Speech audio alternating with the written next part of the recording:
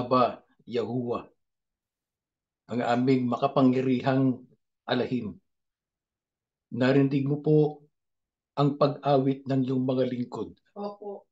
Kahayagan po ng aming pag-asa at pagtitiwala Opo. at ng aming kagalakan sa pagpapasalamat at mga pagpupuri. Opo. Napakagulo ang kalagayan ng buong mundo.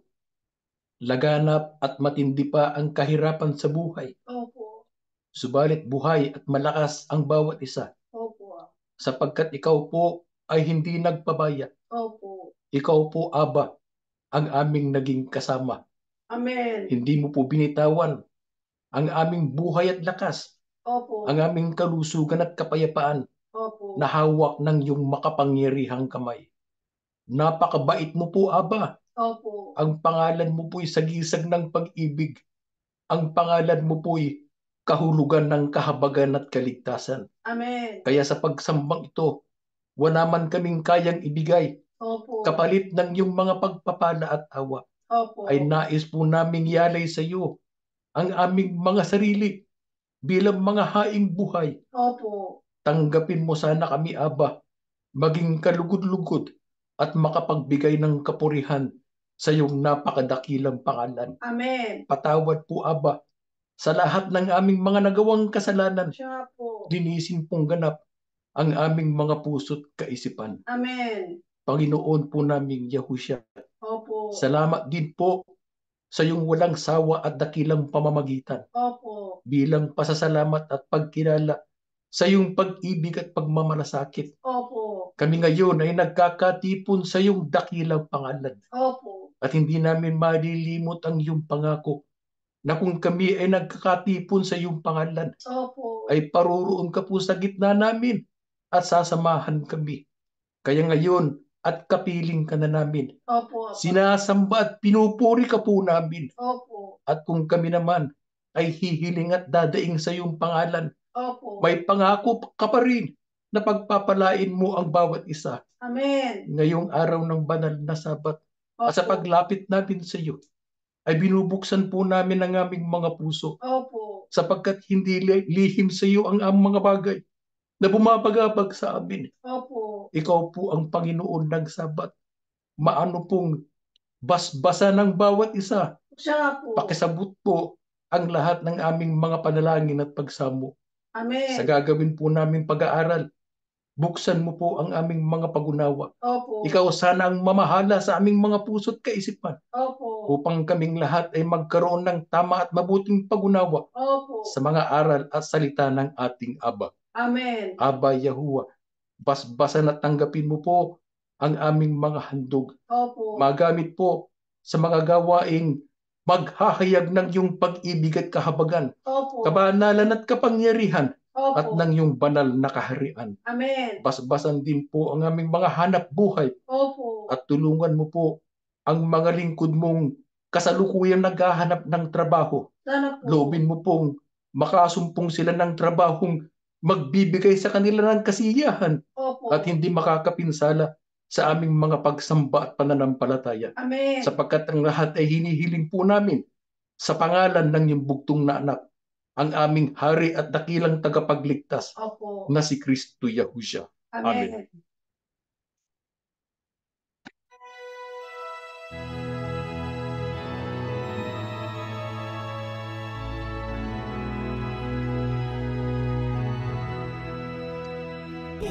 Ihahayag ko o Yahushua ang iyong pagsasakit, pinupulay ang iyong pag-ibig na walang may tutumbas. Sambahin ang iyong pangalan, puso ko'y nagagalak at maging karapat-dapat ng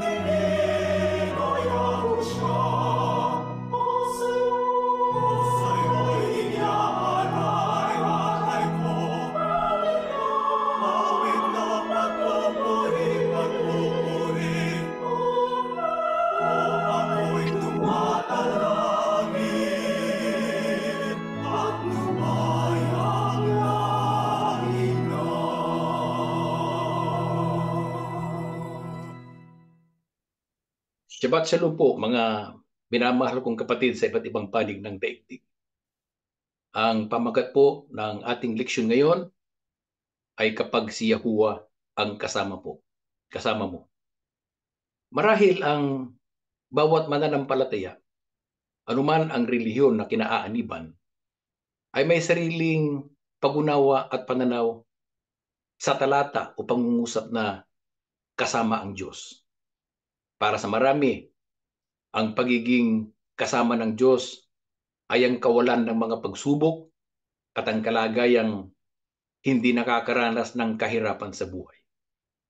Para sa kanila, ang kalagayang kasama ng Diyos ay katumbas ng pamumuhay ng masagana at munlad, pagkakaroon ng maraming ari-arian, sagana sa kayamanan at salapi, at may kalayaan sa mga sakit at karamdaman.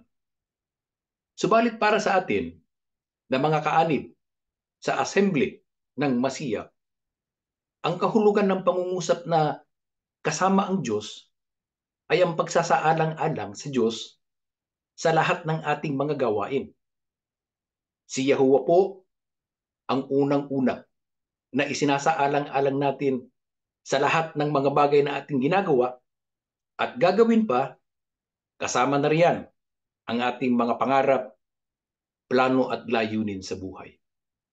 Siya po ang ating prioridad. Hindi natin nais na magkasala sa Kanya. Lahat ay titiisin natin, matupad lamang ang Kanyang mga utos at kalooban.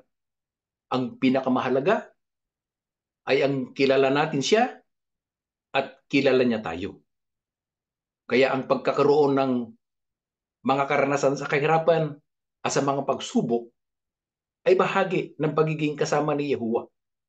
Sapagkat sa pamamagitan ng mga bagay na ito ay mahahayag at mapatutunayan natin kung ang Diyos nga ba talaga ang ating prioridad. At ang marami ay sinusunod ang kasabihang ang mga taong natatakot na mamatay ay yung mga taong may pagsisisi lamang sa buhay. At ang iba naman ay nagsasabi na maikli ang buhay, life is short. Kaya po mayroon silang tinatawag na bucket list. Ang bucket list po ay listahan ng mga bagay o karanasan na gustong gawin ng tao bago mamatay. Kaya sinusiguro nila na habang may panahon at mga pagkakataon pa, ay matupad o maranasan ang kanilang mga inaasam-asam sa buhay.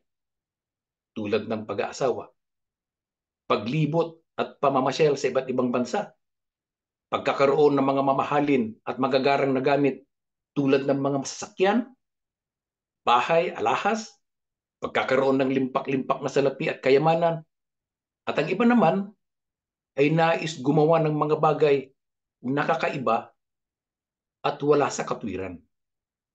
Subalit, kung talagang pinaghahandaan natin ang pagtanggap ng kaligtasan, ano ang dapat nating siguraduhin lalo na ngayon at malapit na tayo sa araw ng kawakasan? Ang sagot po sa tanong na ito ay nakasulat sa aklat ng Deuteronomio 31:6. Ganito ang mababasa. Magpakatatag kayo at magpakatapang. Huwag kayong matatakot sa kanila dahil si Yahuwah na inyong Diyos ay kasama ninyo. Hindi niya kayo iiwan o pababayaan man. Ano po ang dapat nating siguraduhin lalo na ngayon at malapit na tayo sa araw ng kawakasan?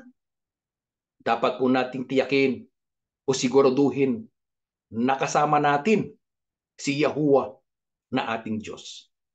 Tiyakin po natin na si Yahuwah Diyos ang kasama natin sa bawat araw at sandali ng ating buhay. Siya po ang unang-una sa ating bucket list kung mayroon man. Ang totoo, siya ang ating kayamanan. Hindi mahalaga kung ano ang mayroon tayo. Ang mahalaga ay kung sino ang mayroon tayo. Kilala niya tayo at kilala natin siya. Sino ang halimbawa ng taong ang buhay ay nagbago dahil nakasama niya si Yahuwah. Sa aklat po ng Gawa, 7:9 hanggang 10. Si Jose, na isa sa mga 12 na anak ni Jacob, ay kinainggitan ng mga kapatid niya. Kaya ipinagbili nila siya. Dinala siya sa Ehipto at naging alipin doon. Pero dahil ang Diyos ay kasama ni Jose, tinulungan siya nito sa lahat ng mga paghihirap na kanyang dinanas. Binigyan din siya ng Diyos ng karunungan. Kaya nagustuhan siya ng Paraon, ang hari ng Ehipto. Ginawa siya ng hari na tagapamahala ng buong Ehipto at ng lahat ng kanyang ari-arian.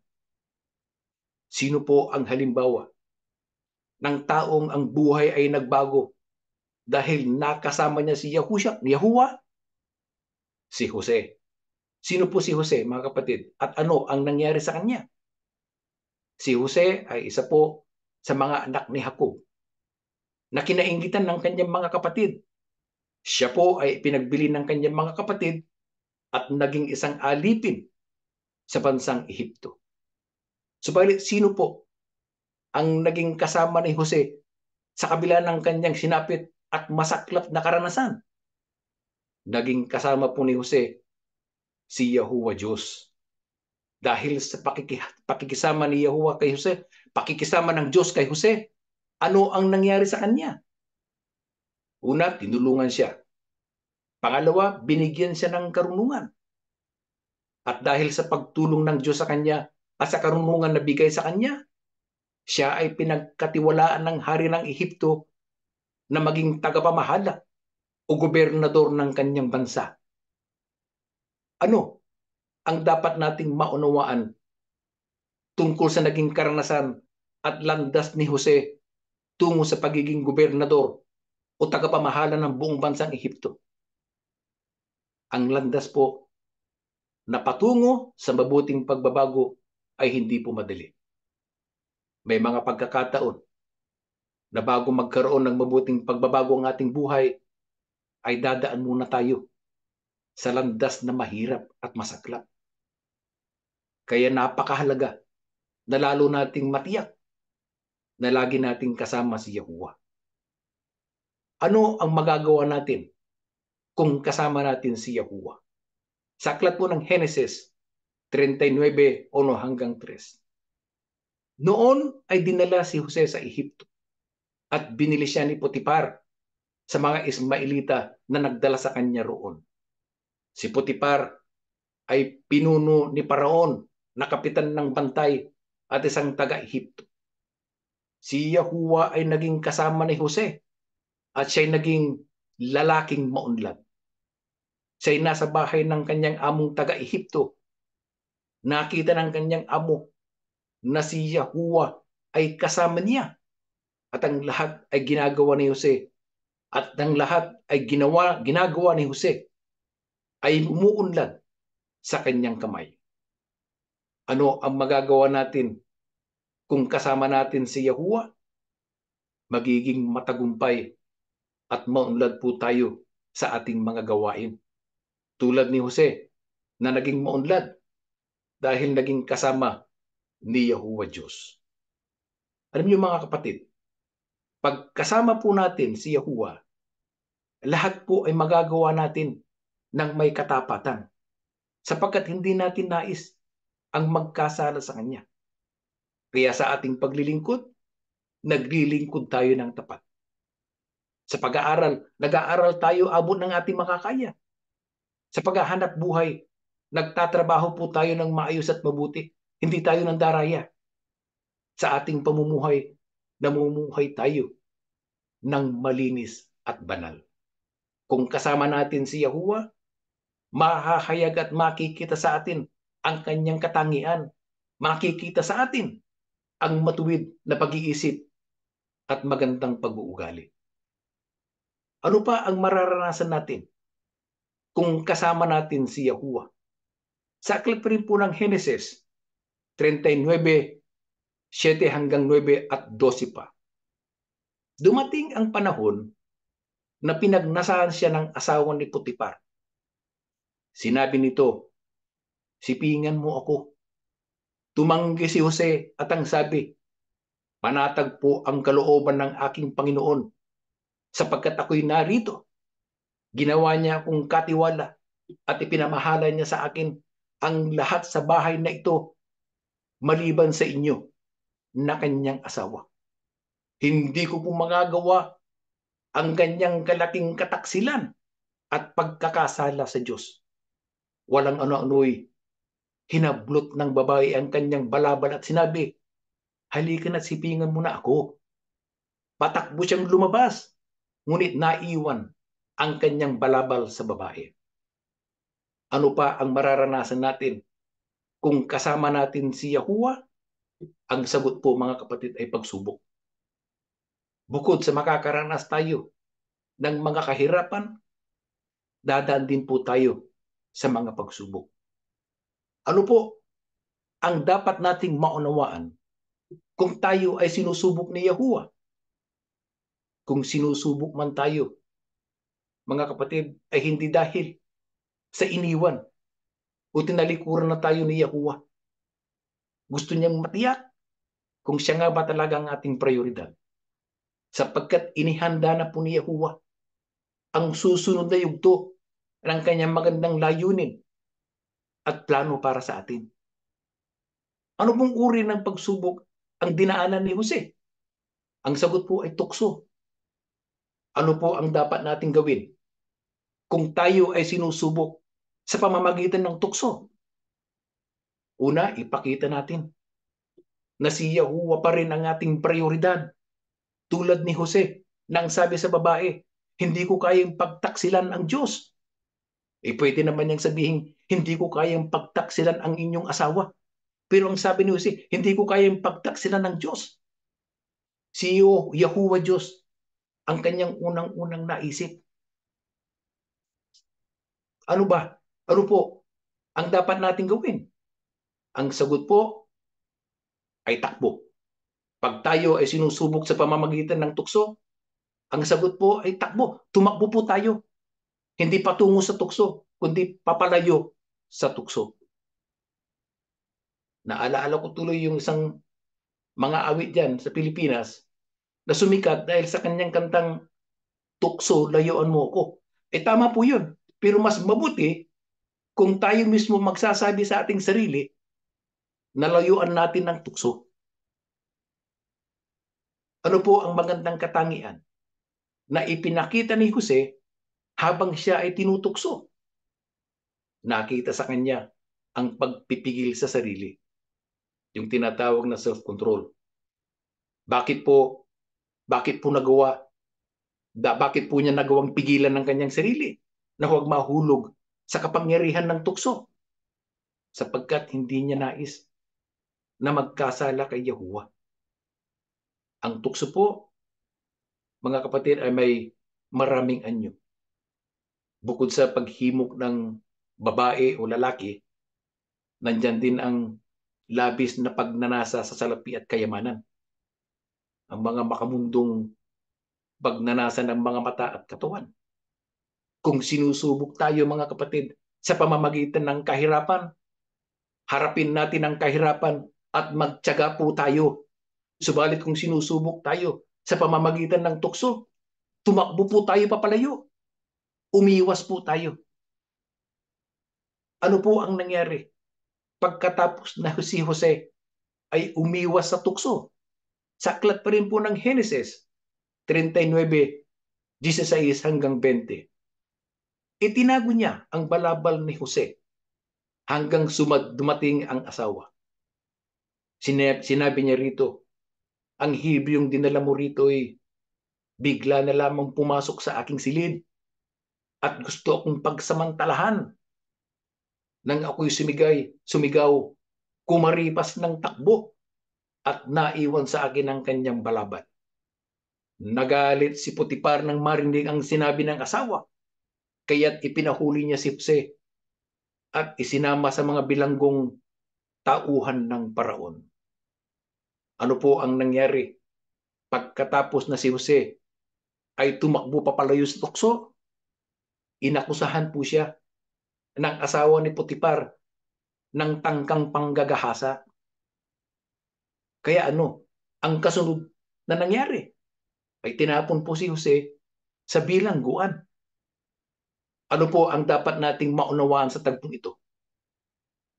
Mga kapatid, may mga pagkakataon po na kahit ginawa o ginagawa na natin ang tama at mabuti, ay masama pa rin ang turing at tingin ng iba sa atin. Kaya ang dapat nating gawin?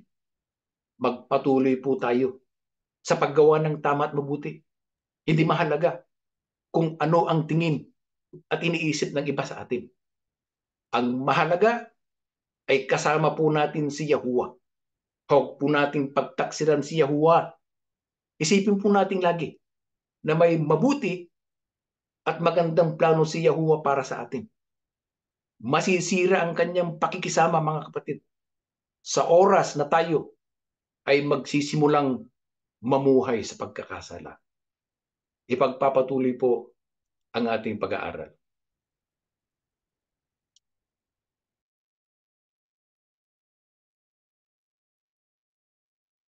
Sa pagpapatuloy po, mga kapatid, ng ating pag-aaral,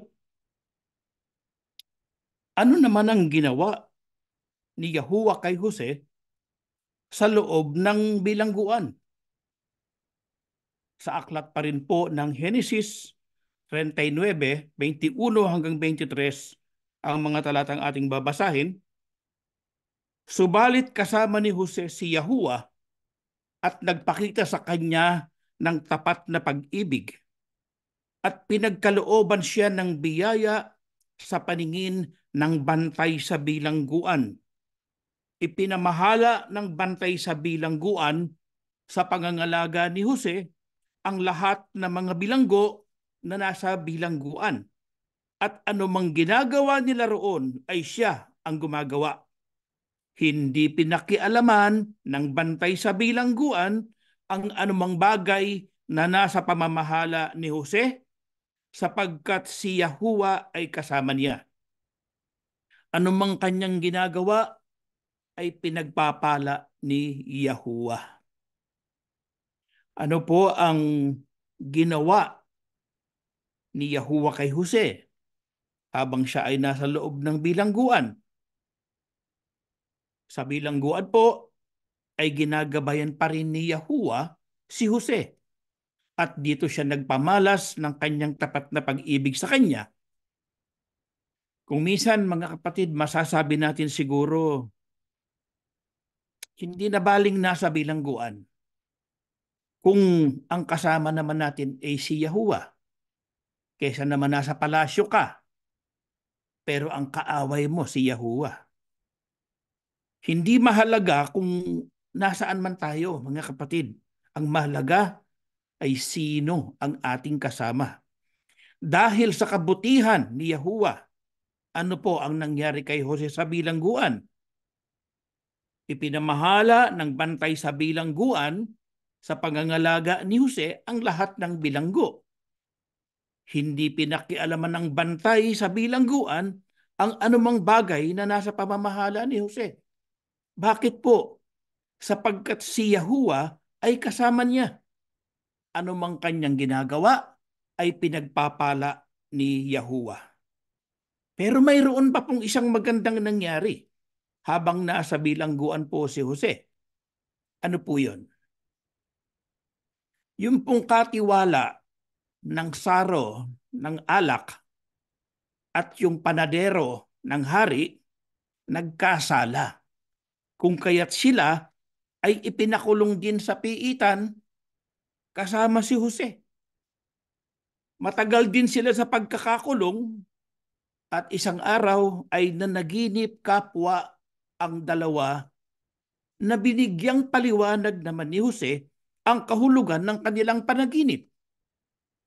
Sa panaginip nung katiwala ng alak, ang kahulugan ay palalayain siya ng hari sa loob ng 3 araw at ibabalik sa kanyang trabaho bilang tagasilbi ng alak Samantalang ang panadero naman po ay palalayain din.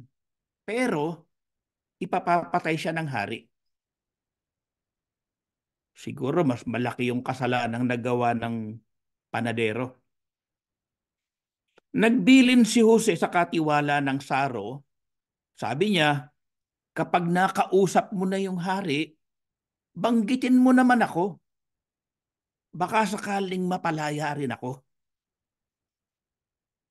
Naalala po ba si Jose nung katiwala ng Saro? Hindi po. Hindi po siya naalala nung katiwala ng Saro. Kaya tumagal pa ang pagkakakulong ni Jose. Paglipas ng 2 taon, ang nanaginip naman po ay yung hari, si Faraon. Sa panaginip niya ay may nagsiahon sa ilog na 7 magaganda at matatabang baka at 7 mga payat na mga baka.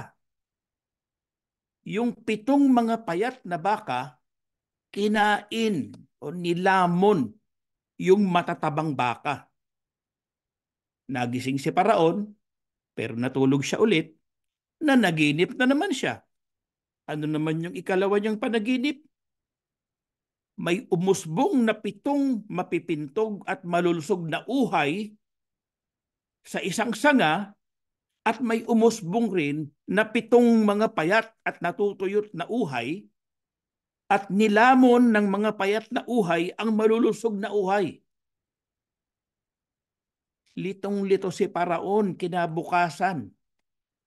Kaya ipinatawag niya ang lahat ng mga salamangkero at mga matatalinong tao sa Ehipto, pero walang makapagpaliwanag ng kanyang panaginip.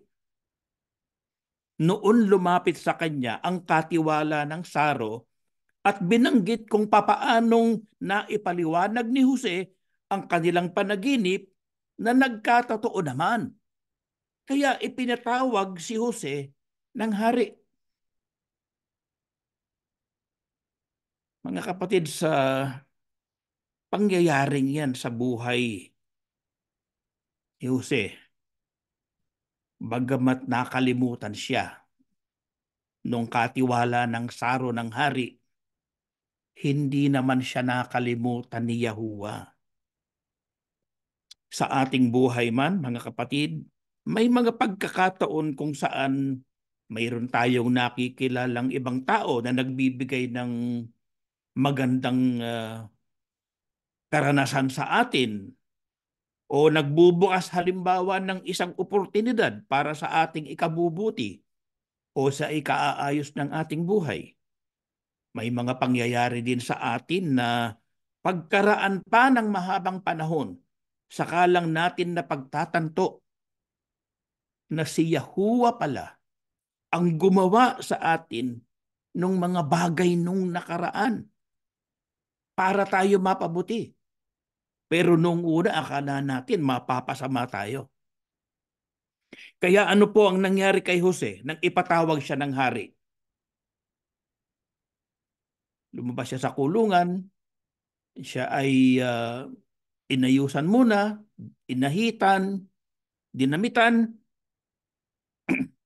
at sabi sa kanya ng hari, may nagsabi sa akin na marunong ka daw magpaliwanag ng kahulugan ng panaginip.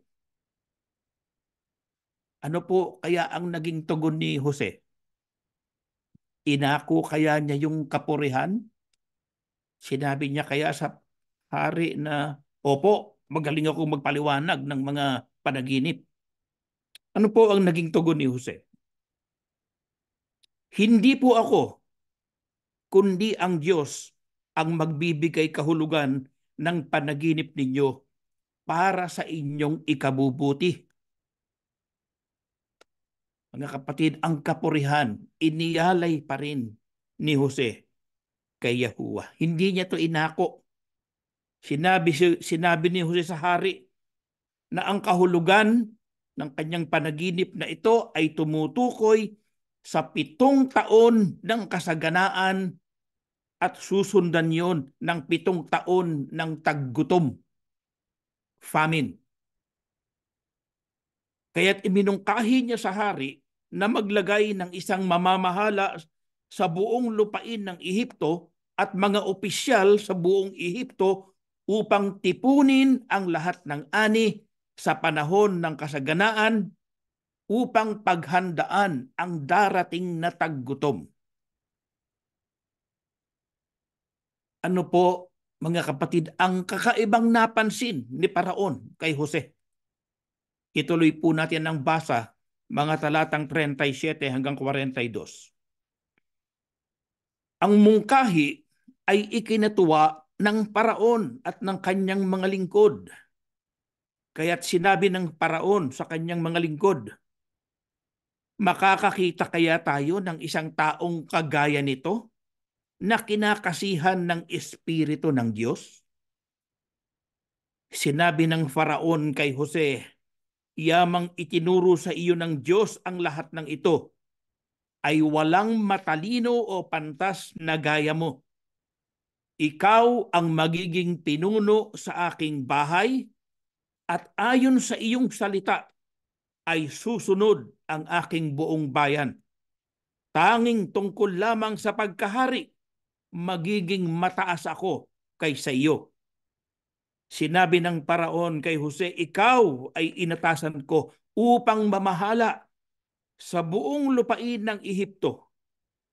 Inalis ng Paraon sa kamay niya ang kanyang singsing at inilagay sa kamay ni Jose.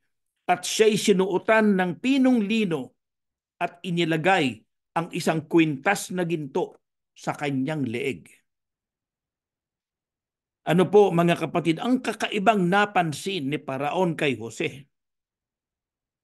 Dito po sa ating binasa, mga kapatid, ay malinaw na nalugod si Yahuwah sapagkat napansin ng hari na taglay ni Jose ang Espiritu ng Diyos at hindi yun naging kaila sa hari. Napansin niyang maliwanag, kaya't sinabi niya sa kanyang mga lingkod, makakakita kaya tayo ng isang taong kagaya nito na kinakasihan ng Espiritu ng Diyos? At dahil dyan, ay ginawa niyang gobernador ng buong Ehipto si Jose. Ang sabi niya, tanging tungkol lamang sa pagkahari, magiging mas mataas ako sa iyo. Ano pa po ang ginawa ng hari? Inalis ang kanyang singsing, isinuot kay Jose. Sinuotan pa siya ng pinong lino, naglagay ng kwintas na ginto sa kanyang leeg. Mga kapatid, bakit po nangyari ang lahat ng ito kay Jose? Sa aklat pa rin po ng Genesis 50 talata po ay 20. Ganito po ang nakasulat. Kayo'y nagnasa ng masama laban sa akin, ngunit inilagay ng Diyos para sa kabutihan upang mangyari ang gaya sa araw na ito, upang mapanatiling buhay ang napakaraming tao. Bakit po nangyari ang lahat ng ito kay Jose, mga kapatid? Sa pasimula po, si Jose ay isang ordinaryong tao lamang. Anong nangyari? At siya ay naging pinakadakilang gobernador ng pinakadakilang bayan ng kanyang panahon. Hindi po ito naging madali sa kanya. Pinaghirapan po niya ito. Ika nga ay he had to do it the hard way. Kinailangan muna niyang maging alipin, hindi lang isa, kundi 2 ulit pa. Hindi lamang siya naging alipin, kundi naging bilanggo din siya bago pa siya naging gobernador. Hindi naman niya ito binalak, mga kapatid. Si Yahuwah lamang ang nakakakita nito. Siya lamang ang maaring lumikha ng isang planong mula sa trahedya at kahirapan, dadalhin kanya patungo sa kariwasaan. Nang siya ay naging alipin at itinapon sa bilangguan, maaring naitanong niya sa kanyang sarili, bakit nangyayari ang mga ito sa kanya? Sa isa pong maikling sagot, maaring ang Diyos ay sadyang inilagay siya bilang gobernador ng isang makapangyarihang bansa ng kanyang panahon dahil may isang maganda siyang layunin. At ano nga po ang layunin yun ni Yahuwah? Sinabi ni Jose sa kanyang mga kapatid nang makaharap na nila siya, kayo'y nagnasa ng masama laban sa akin, ngunit inilagay ng Diyos para sa kabutihan upang mangyari ang gaya sa araw na ito upang mapanatiling buhay ang napakaraming tao. Sa madaling salita, ginamit na kasangkapan ni Yahuwah si Jose upang paghandaan ang darating na 7 taong taggutom. Kung hindi na paghandaan ang taggutom, kung hindi tinipon ang mga ani sa panahon ng kasaganaan, kung hindi na ipaliwanag ni Jose, mga kapatid, yung panaginip ni Paraon, hindi nangyari ang lahat ng ito. Malamang, nung dumating ang taggutom, maraming tao ang namatay. Baka kabilang pa rin sa mga mamatay yung kanyang mga kapatid na mga Ebreo. Nagdanas ng hirap si Jose bago pa mangyari sa kanya ang pagiging gobernador. At dahil kasama niya si Yahuwah, sa pamamagitan niya ay napaghanda ang lubos ang taggutom. Maaring ang ilan sa atin, mga kapatid, ay makaranas din ng ganito sa ating buhay na tinatanong natin sa ang ating sarili, bakit ito nangyayari sa atin, yung mga pagsubok. Sapagkat ang Diyos po ay inihahanda tayo sa isang dakilang gawain. Katulad na lang ng ginawa niyang paghahanda na ginamit nga ay si Jose. Kung kaya sa lahat ng pagsubok sa ating buhay, lahat ng mga hindi mabuting mga bagay na ating nararanasan, mga kapatid, magagawa yun ng Diyos na gawing mula sa pagiging hindi mabuti, Kanya namang dadalhin tungo sa ikabubuti.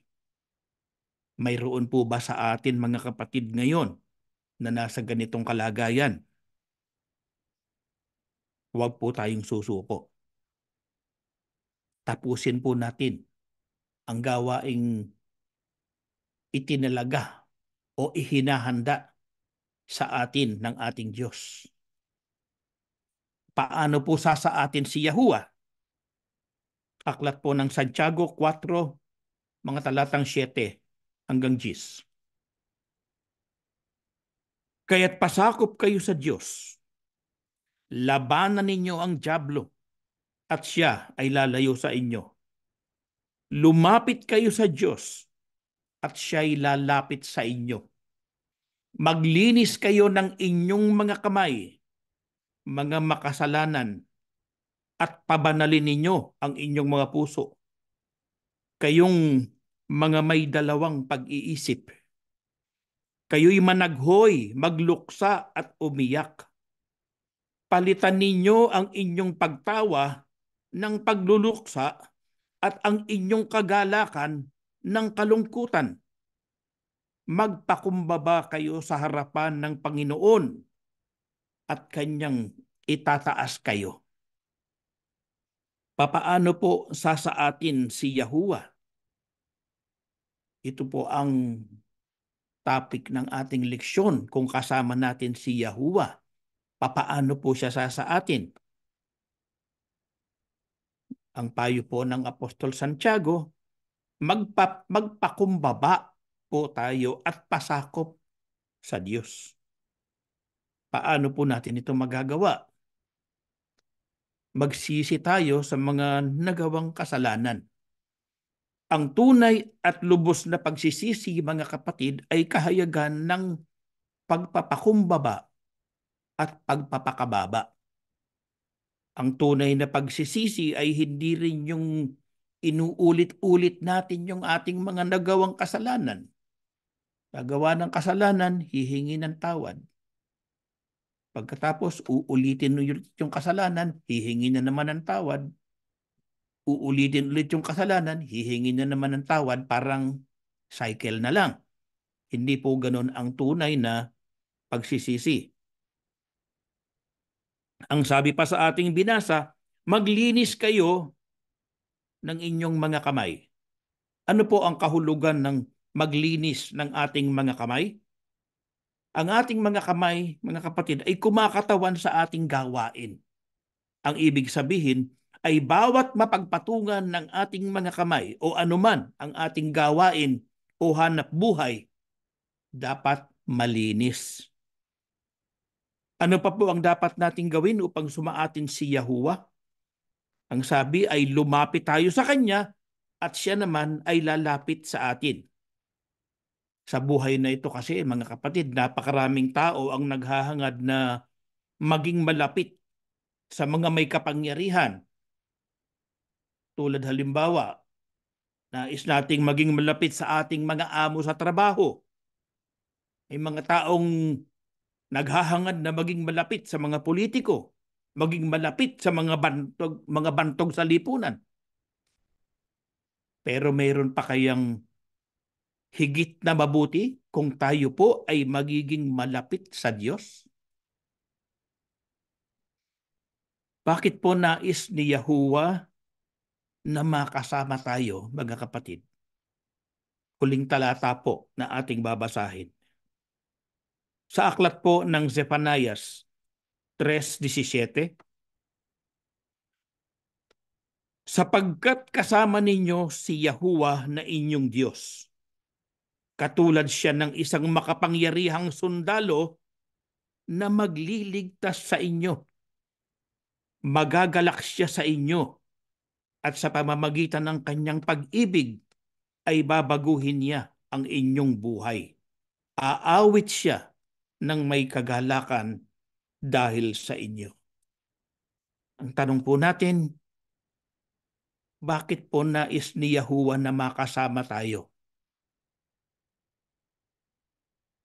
Nais po niya tayong makasama dahil ibig niya tayong iligtas. Katulad ng isang makapangyarihang sundalo na magliligtas sa atin. Ang sabi ay magagalak siya sa inyo at sa pamamagitan ng kanyang pag-ibig ay babaguhin niya ang inyong buhay. Katulad na lang ng pagbabago ng buhay ni Jose. Babaguhin ni Yahuwah ang ating buhay tungo saan, mga kapatid? Sa ikabubuti o sa ikasasama? Sino po ang ililigtas ni Yahuwah? Ang ililigtas ni Yahuwah ay ang matapat niyang lingkod. Bakit nais niya tayong iligtas, mga kapatid? Sapagkat tulad po ng nasusulat sa aklat ng unang Juan, hindi dahil inibig natin ang Diyos, kundi siya ang unang umibig sa atin. Dahil si Yahuwah ang unang umibig sa atin, kaya nais niya tayong iligtas. Nais niyang baguhin ang ating buhay, mga kapatid. Ang naging karanasan ni Jose ay matibay na halimbawa ng pagliligtas niya. Mula sa kamay ng kanyang mga kapatid ay iniligtas siya. Mula sa pagiging alipin ay kasama niya si Yahuwah. Sa bilangguan man siya ay inalalayan. Sa lahat ng kanyang gawin ay pinagpala ni Yahuwah. Inilagay siya ng Diyos sa isang napakataas na tungkulin na marahil ay hindi niya kailanman pinangarap. Sa atin man, mga kapatid, may mga bagay na hindi natin pinangarap pero ating tinatamasa ngayon. Bakit po? Sapagkat ipinagkaloob sa atin ng ating Diyos. Ito po ang kahayagan ng hindi nagmamaliw na pag-ibig ni Yahuwah. Nagagalak siya na gawin ito sa kanyang mga tapat na lingkod. Ang sabi sa ating binasa, aawit siya ng may kagalakan dahil sa inyo. Ito po, mga kapatid, ang aming ipinamamanhik sa inyo. Dapat nating pakahangarin at pagsikapang magawa ang ano po, ang makasama natin si Yahuwah sa ating buhay. Paano po ito mangyayari? Dumaan man tayo sa mga pagsubok, mga kapatid, pagtiisan po natin. Sa lahat ng pagkakataon, ika nga, always do the right thing.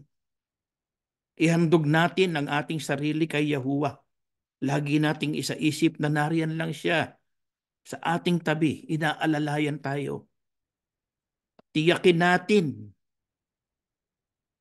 na makakabilang tayo, mga kapatid, sa mga aagawin sa alapaap sa ikalawang pagparito ng ating Panginoong Yahushua. Doon sa bayang banal, sa bagong Jerusalem, sa bayan na kung saan ang Diyos mismo ang papahid ng luha sa ating mga mata, makakasama natin siya sa bawat sandali. Kaawaan-awa tayo ng ating Diyos. Tumayo kayo, mga kapatid, tayo mananalangin. Ama naming Yahuwah, aming Aba na nasa langit, banal ka po at makapangyarihan sa lahat. Nagpapasalamat kaming lubos sa mga aral mo na patuloy po naming tinatanggap. Ang mga aral mo, Ama, dito namin binabatay ang lahat ng aming mga ginagawa, ang lahat ng aming mga pagpapasya ay nakasang-ayon sa iyong mga aral, sapagkat kami sumasampalataya na ang iyong mga aral, ang iyong kalooban para sa amin. Ang kalooban mo na nais naming masunod sa abot ng aming makakaya, nang upang sa ganun, huwag po kaming maligaw. Makasunod kami sa iyo. Sundin namin ang kalooban mo. Salamat po ng maraming marami, Ama. Napakabuti mo sa amin. Marami kaming pagkukulang. Marami kaming kasalanan. Hindi man namin isa-isahin sa iyo. Alam mo po ang aming mga nagagawang kasalanan. Ama, banayad ka sa pagkagalit. Hindi mo kaagad kami itinatakwil. Patawarin mo po kami, Ama. Huwag po maging dahilan ang aming mga kasalanan upang hindi mo dinggin ang aming mga pagsamo sa iyo. Ituring mo na lamang po na kahinaan namin at kamangmangan ang mga nagagawa naming kasalanan. Alam mo ang laman ng aming puso, Ama. Nais ka naming makasama, sapagkat kung ikaw ang aming kasama, hindi kami maliligaw. Babaguhin mo ang aming buhay. Babaguhin mo ang takbo ng aming buhay. Dito pa lamang sa lupa, gagawin mo na ito para sa amin, upang maging karapat-dapat kami sa iyo sa kabanalan ng aming mga ginagawang paglilingkod. Basbasan mo po kami, Ama. Sino man sa amin ang may karamdaman, sino man sa amin ang may mabigat na dinadala, iunat mo po ang iyong makapangyarihang kamay. tulungan mo ang bawat isa sa amin. Magpagaling ka po sino man ang mga may karamdaman. Nang upang sa ganon ang buhay at lakas na ito na patuloy mo sa aming ipinahihiram, patuloy naming gagamitin sa paglilingkod po sa iyo. Panginoon naming Yahushua, ikaw ang aming hari. Ikaw ang aming tagapamagitan sa Ama. Panginoon, damahin mo ang puso ng iyong mga lingkod. Ipanalangin mo kami sa ating Ama. Alam mo ang laman ng aming puso. Ipamagitan mo kami nang upang sa ganon mapatawad ang aming mga kasalanan. Maging angkop kami sa iyo at sa ating Ama.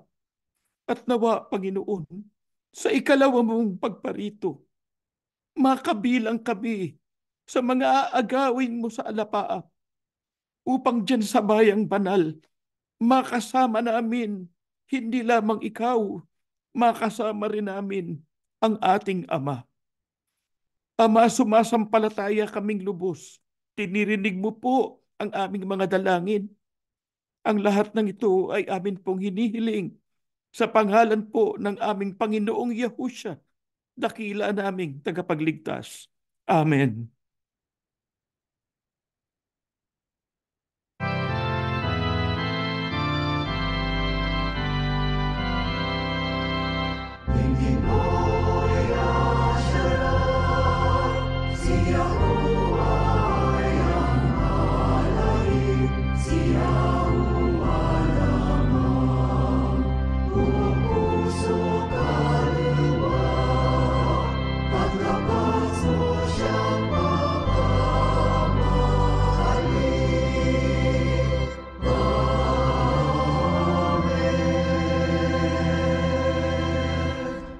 Ang walang maliw na pag-ibig at pasaganang awa ni Yahuwah Aba, ang biyaya at kapangyarihan ni Yahushua HaMashiach, at ang laging paggabay ng Ruach Kodash, sumaating lahat, ngayon at magpakailanman. Amen. Beloved brethren, just a few announcements. First of all, we have our Tagalog BQA, which will begin tomorrow, Saturday at 10 o'clock p.m. Pacific Standard Time. So this will be in Tagalog. And so our target audience will be those who are in the Philippines. So this date actually is January 21st, Sunday at 2 p.m. Manila time. So sana ay masubaybayan natin ang unang kabanata ng ating gagawing Tagalog BQA. So this is just the first of many Tagalog BQAs to come. Hopefully it can be regular. Every Saturday we will have a Tagalog BQA. Okay, so also we will have our in-person worship service and Bible-based well-being seminar. So this is going to be a 2-event day. It will be in person and also online. It will be in Edgewood, Washington, February 17, 2024. So if you are within the area, if you can travel to this place, we do hope that you'll be able to do so that we can be together. So 10 a.m. is the worship service. Then we have a short break. 1 p.m. will be our seminar. Again, this is for February 17, 2024. If you want the exact details of the address, you can message us so that we can give you the details.